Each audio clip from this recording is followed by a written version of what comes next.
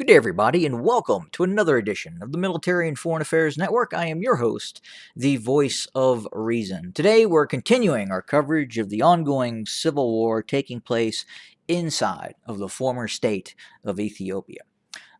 Today we're going to look at a couple of different things. First and foremost, we're going to take another look at the ongoing fighting that is taking place inside of the Afar region. As we know, recently, within the last 48 hours, the Tigray Defense Forces have launched a multi-pronged operation into the Afar region, designed to envelop and destroy some of these Afar regional and Eritrean assisted forces that are operating in the Afar region. And as we know, and we have talked about this in previous issues, that we continue to see the despotic hand of Isaias Afwerki and the despotic state of Eritrea continuing its operations both in the former state of Ethiopia and other regions in and around the Horn of Africa. But more specifically, we continue to see quite a bit of engagement between the Eritrean armed forces, the Eritrean military, and its assistance to Afar regional paramilitary groups. And in fact, what we're seeing now is it's quite possible that the Afar region is becoming even closer to Eritrea than the Afar region is to its home country of Ethiopia.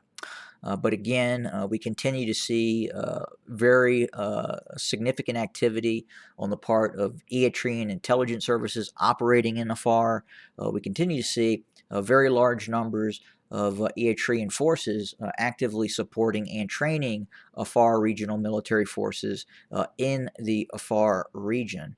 And again, that is what initiated again a renewed operation by the Tigrayan Defense Forces into the Afar region to destroy some of these groups that were conducting cross-border operations, and more specifically as well, were facilitating the use of drones and strike aircraft. So again, the Afar regional militias would cross in to the Tigray region. They would then attempt to locate Tigray military camps and then radio that information into the Abiy loyalist Air Force, and they would come in with their bomb trucks and drop their dumb bombs or conduct a drone strike on targets in eastern Tigray region. But again, as we talked about, the Tigrayan Defense Forces indeed launched an operation numbering upwards to 5,000 personnel, at one point penetrating as far as threatening Berhale. That town, that small, very small town, was not taken. However, the areas to the west of Berhale were seized, and the Tigrayan Defense Forces continue to occupy defensive positions along key terrain features to the west of Berhale, in towns such as near the border of Assat as well. So again, that buffer zone has been created again by the Tigrayan Defense Forces, and as well as a fairly rapid operation and a well choreographed operation, I might say, that took the town of Abala and drove Eritrean forces, elements of the ENDF and Afar regional militia forces out of the town of Abala, seizing control of Abala. Abala currently is under the control of the Tigrayan Defense Forces. But on a bigger issue, we continue to see, again, the Eritrean army handiwork in areas such as the Afar region. Eritrean forces are actively being utilized, even in the Oromia region, around Addis Ababa, in terms of regime security assets. Again, the government of Abiy Ahmed was tenuous, especially during the invasion by the Tigrayan Defense Forces, the counter-invasion by the Tigrayan Defense Forces, which we observed the TDF getting as close as Debre Berhan, again penetrating 160 miles into the former state of Ethiopia. But what is the long term outlook for the Tigray region, for Eritrea, for the former state of Ethiopia? As we know, it still continues in a vicious civil war with itself as the Oromo Liberation Army continues to struggle against the Prosperity Party, the one party unitary government regime of Abiy Ahmed, located in Addis Ababa, also known as Fene. But again, that fight continues, that struggle continues. It is a vicious struggle that unfortunately is not being reported at really at all on any form of mainstream outlet. And you have to go to channels such as these to attempt to get information on what is occurring in said area. But again, we're starting to hear about possible talks between the TDF and the Abiy loyalist government in Addis Ababa, Finfine. And could we reach a point where we eventually see a possible ceasefire with the exception of Western Tigray? And I think even if the Abiy loyalist government declares that the federal forces, the Abiy loyalist forces, are pulling out of Western Tigray, again, that would be an incredibly challenging political situation given the Amhara region and its aspirations to control Western Tigray.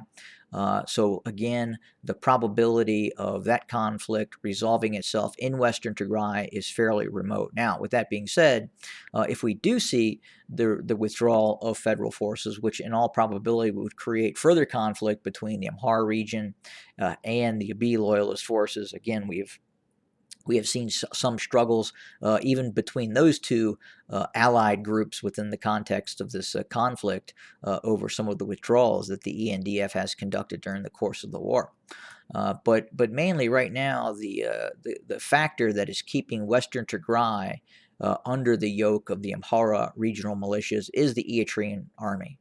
The Eritrean army is operating and headquartered in Hamora, which is located right here. And again, this would be a very challenging nut to crack for the Tigrayan Defense Forces, given the very flat land on the approaches to Hamora. So again, the Eritrean army and some elements of the ENDF have dug in tanks to the approaches of Hamora, and thus have made it very difficult for any force approaching from the east or even from the south. So again, the likelihood of a rapid advance to Humora at this point, I would say, is fairly remote, outside of the TDF being able to put that stranglehold on the rest of Western Tigray. Now, with that being said, at some point, I think the TDF, the Tigray region, may have to look at a more significant operation against the despotic nation state of Eritrea. Yes, the Eritrean army is very large and comparable even to the Abiy loyalist forces. But again, its population pool is much smaller, with about 6 million people versus tens of millions, which could be loyal to the Abiy loyalist government in the former state of Ethiopia. Now, with that being said, a military operation by the Tigrayan Defense Forces against Eritrea cannot be ruled out. If you look at some of the recent operations by the Tigrayan Defense Forces, we observed the TDF cross the southern Tigray Amhara border, moving south, seizing Kobo, seizing Waldea, seizing Mercher, Wachale, Hike, and then after a fight, seizing both Dese and Kombolcha, an area that is very significant in terms of population base and the sheer size of the city. And I would say that in terms of Dese and Kombolcha, when you compare that to, let's say, the capital of Asmara in Eritrea, so the distance from Asmara to the Tigray border is actually is less of a distance to Desai and Kombolcha.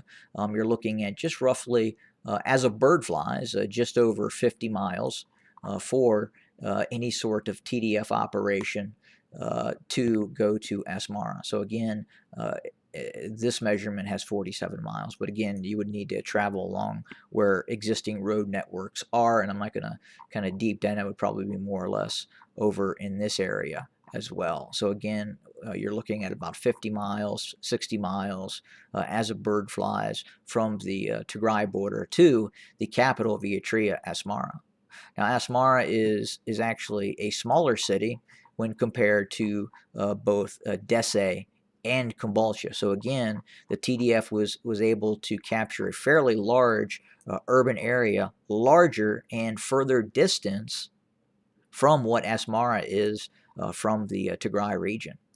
And if you look, if we do just a quick measurement, you will clearly see that from Kobo is 9 miles, Weldia is 30 miles, Mersa 42 miles, Wachale 53 miles. So the distance that the TDF had to go from southern Tigray to Wachale is equal to the distance that it would have to go to seize control of Asmara, the capital of Eritrea.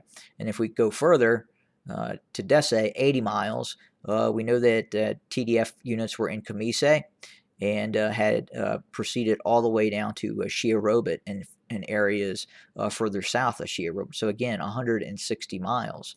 So if we look at that and reevaluate that on our map, and we just go, and again, we're just looking at distances.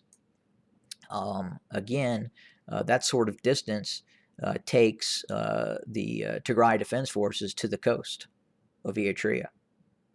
And again, getting a little carried away here, but again, that's a little bit further, obviously, but would be a very, very important objective for the Tigrayan Defense Forces, and that objective would be the Assab port, the port of Assab. So eventually, at some point, if we were to ever see the collapse of the Isaias Afwerki regime and the despotic regime that rules Eritrea, and we could see possibly at some point a coalition, a semi-unification between Eritrea and the Tigray region, then I would say a fully independent Tigray state, once you involve Eritrea as being part of that Eritrean state, is incredibly viable. Probably more viable. Again, an Eritrean Tigrayan unification would be more viable as a nation state than the actual current former state of Ethiopia, given its current problems that it's facing, its multi-ethnic, multi-domain problems that it's happening right now. So again, I say again, I would not rule out the possibility that it is an achievable objective for the Tigrayan Defense Forces at some point. Again, quite possibly, you may just have to kick in the door and just get enough individuals inside of Eritrea to support the TDF in its efforts to remove that regime that has ruled Eritrea basically forever since its founding. And you really have three fairly important strategic objectives in Eritrea that would need to be seized by the TDF. One and foremost would be the capital of Asmara. Once Asmara was seized, then obviously things probably would fall apart very quickly. Another key objective, as I talked about before, would be the port of Assab. Again, it's the key port in Eritrea, but at the same time, it does house outside actors such as the United Arab Emirates and other nation states are active in the port of Assab that have leasing agreements. So again, taking Assab would be a very, very important objective, probably the most difficult objective for the Tigrayan Defense Forces if it ever decided to launch said operation. Another possible operation by the TDF into the despotic state of Eritrea could be at some point on Sawa. So this area here is where a very large portion of the Eritrean army is trained. So all males and females coming to military age, are required to serve in the Eritrean army for a uncertain amount of time, meaning they could be indentured as basically slaves of the state for 10 years plus. And we've actually seen individuals in the Eritrean army for in excess of 10 years, not by their own decision. But again, as we zoom in here, you can really see just how big this sprawling base is. And again, it's really designed. It's placed in the middle of really inhospitable climate. So if you were to escape or leave on foot, in all probability, it's going to be very, very difficult for you to survive. It's very, very hot, inhospitable, especially during the summer months. But again, as you can see, an incredibly large base, and really designed to take Eritrea's youth and put them in state service for an indefinite period of time. And you can see the just vast areas of barracks and training facilities that are used to put all of Eritrea's youth into indentured servitude. And just out of curiosity, see the actual size of the base from the perimeter to the outside. So again, from basically north to south, just over 2 miles and in distance, and from west to east to the airport, to the edge of the air base, is just over a mile. So a city in its own right. And again, many Eritreans are forced to come here and train and be indoctrinated by the Eritrean government.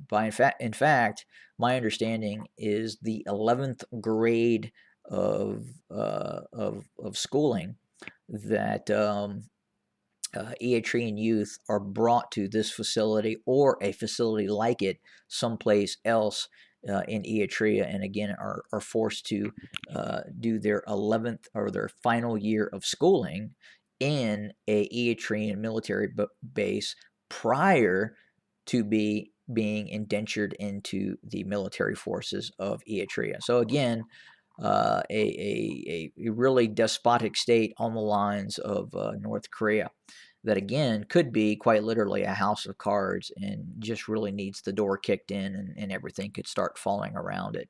As I would assume, the people who live inside of Eritrea are just clamoring for liberation, and they could in fact see the forces of the Tigray region as that liberator at some point. So again, based on what we have seen in terms of capabilities by the Tigrayan Defense Forces, by seizing control of Desse, Kambalcha, and even areas further south, a operation to threaten the capital of Eritrea is not outside the realm of possibility.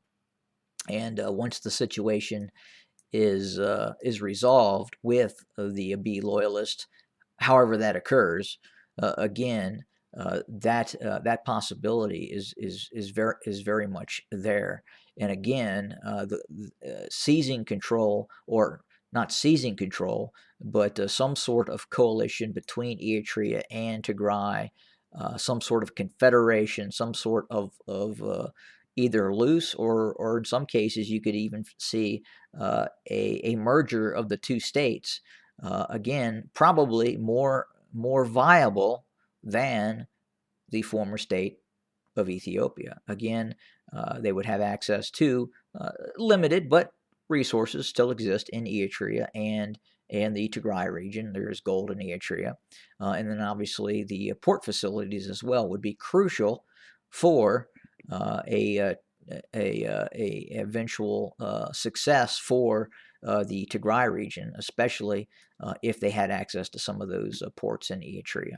So again, I just wanted to talk about that a little bit and give you an idea that the possibility of an Eritrean operation to remove the Isaias Afwerki threat, and then a clear indication on why that would be needed, especially given the facts that are ongoing in the Afar region. Again, and then seeing Eritrea's handiwork in the former state of Ethiopia as well. So again, the removal of that threat may be a high priority for the Tigrayan Defense Forces. But again, that's all we have for today. We're continuing to watch several developments that we're keeping an eye on. Don't want to talk about it right yet, but again, we have the information, and we're watching events closely, and we will bring you more very, very soon. Have a good day, everybody.